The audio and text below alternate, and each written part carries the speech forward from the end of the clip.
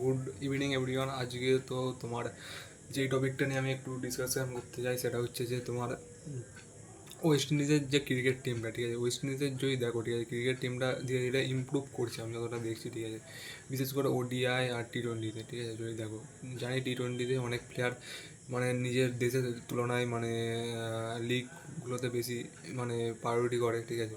But এখন recently আমি দেখলাম আয়ারল্যান্ডের বিরুদ্ধে আবার ইংল্যান্ডের বিরুদ্ধে যে ম্যাচগুলো খেলেছে ওয়েস্ট ইন্ডিজ, ঠিক আছে, মানে ধীরে ধীরে ইমপ্রুভ করছে, ঠিক আছে। অনেক প্লেয়ার মানে তাও মানে ভালো ভালো, যেমন রাসেল, ঠিক আছে, সুনীল নারিন, এরা সব অ্যাভেলেবেল নেই, ঠিক আছে। বড় বড় প্লেয়ার যারা মানে নিজের দেশের হয়ে মানে খেলতে যায় না, লিগগুলোকে বেশি প্রায়োরিটি করে, ঠিক আছে। কিন্তু তারপরেও যদি আমি বলি, ঠিক আছে, যদি দেখো তো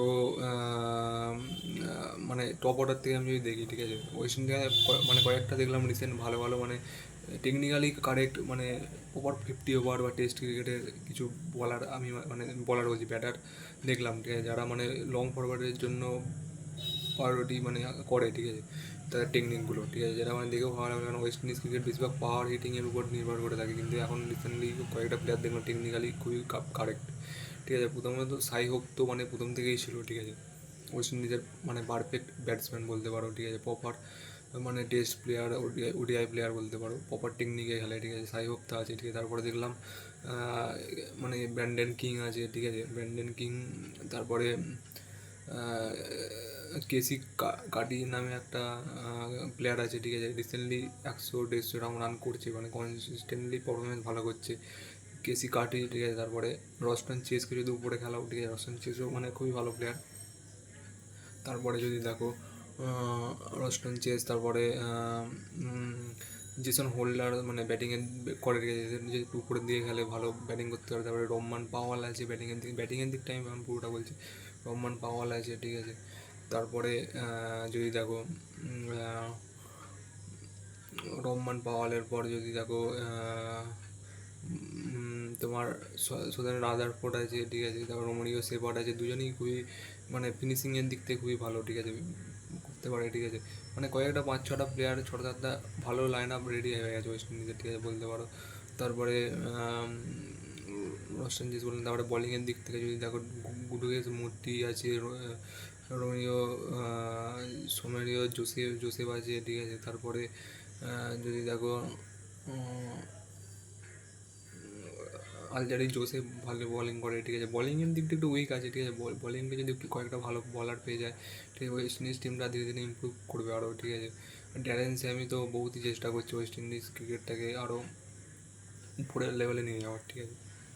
কিন্তু মানে ওয়েস্ট ইন্ডিজ ক্রিকেটের কী বলতো, মোটিভেশনটা একটু কম আছে, কারণ ওয়েস্ট ইন্ডিজটা তো মানে নিজস্ব দেশ নয়, ঠিক আছে, ওটাতে একটু মানে অনেকগুলো ছোটো ছোটো রাষ্ট্র মিলে ওয়েস্ট ইন্ডিজের নাম করে মানে খেলে, ঠিক আছে, তারা অনেকগুলো দেশ, ছোটো ছোটো দেশ মিলে, ঠিক আছে। মানে ওয়েস্ট ইন্ডিজ ক্রিকেটটা টি-20-র দিকে আবার ইমপ্রুভ করতে হবে। যেমন খুবই খারাপ লাগলো যে এবারে রিটায়ারমেন্টে নিকোলাস পুরান নিয়ে এলো, কারণ নিকোলাস পুরান একটা খুবই ভালো মানে ব্যাটিং করে, ঠিক আছে, যদি দেখো, ঠিক আছে, মানে টি-20-তে ভালো ব্যাটিং করে, ঠিক আছে, এবং মানে নেক্সট লেভেলের মানে নম্বর 1 টি-20 ব্যাটার ছিল কিছুক্ষণ আগে, ঠিক আছে, বহুত ছয় মেরেছে এবারে এই বছরটাতে নিকোলাস পুরান, ঠিক আছে, খেলতে পারতো ওয়েস্ট ইন্ডিজের টিমের হয়ে, ঠিক আছে। তারপরে যদি দেখো আছে অনেকই প্লেয়ার আছে, ঠিক আছে, যেমন আকিল হোসেন ভালো বোলিং করছে দেখলাম, লেফট আর্ম স্পিনার, ঠিক আছে, ভালো বোলিং করছে, ঠিক আছে। তারপরে